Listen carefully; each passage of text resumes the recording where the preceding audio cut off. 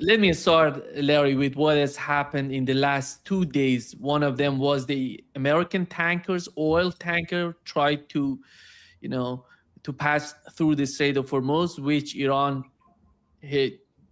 At least they fired some sort of missiles, cruise missiles toward the tanker, just a warning sort of missiles. But last night we learned that the United States tried to, 4 U.S. warships tried to enter the Strait of Hormuz, which it was the same sort of reactions from Iranian.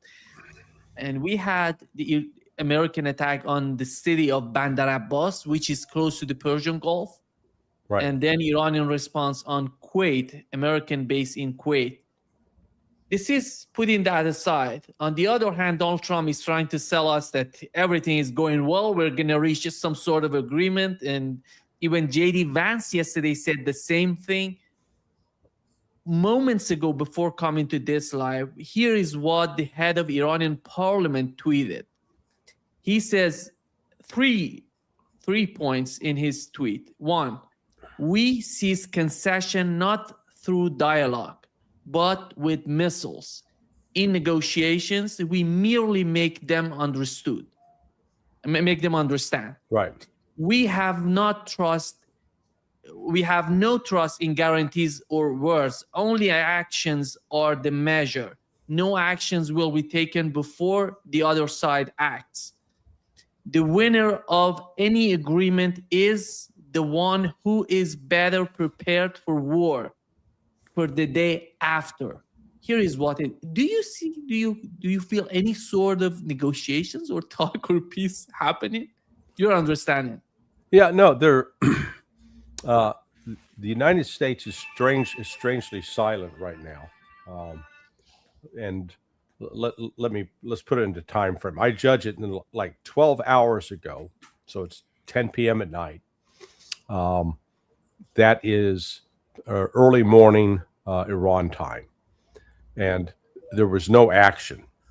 24 hours before that is what you just described, where the 4 ships tried to go through the strait, and Iran stopped them. We don't know if they fired missiles directly at the ships but it stopped it. And in response to that, the United States attacked.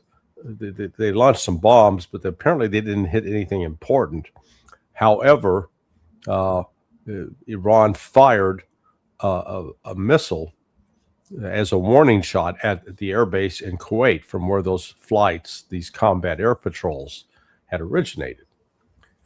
Then 24 hours before that, there had been a similar ship tried to sneak through. Iran stopped it. That one, the United States killed 4 sailors in small boats. So they hit Iranian targets. So as we look at this progression, on day 1, it was very aggressive. They hit and killed Iranians. Day 2, they fired shots, but they didn't kill Iranians. And now in the last 12 hours, they haven't responded at all, the United States. So that tells me that there's something going on, that Iran has delivered a message to the United States. And I think the combination of that missile that was fired at Kuwait, because they put the U.S. on notice, we're going to destroy this airbase if you keep this up. We're not going to break the ceasefire, but if you continue to attack and provoke, we're going to take out that airbase.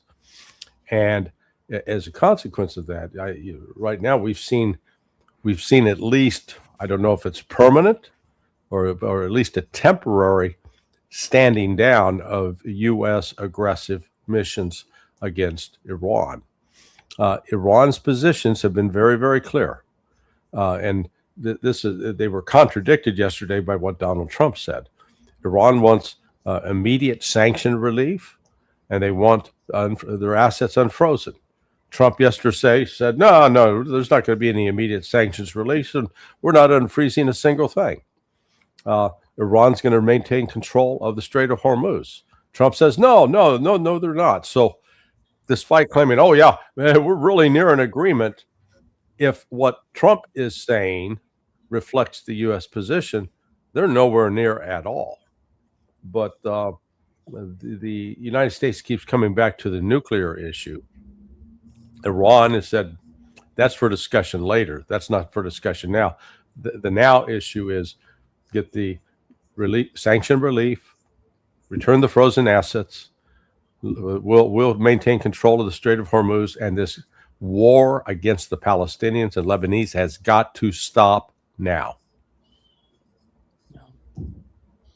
Carl.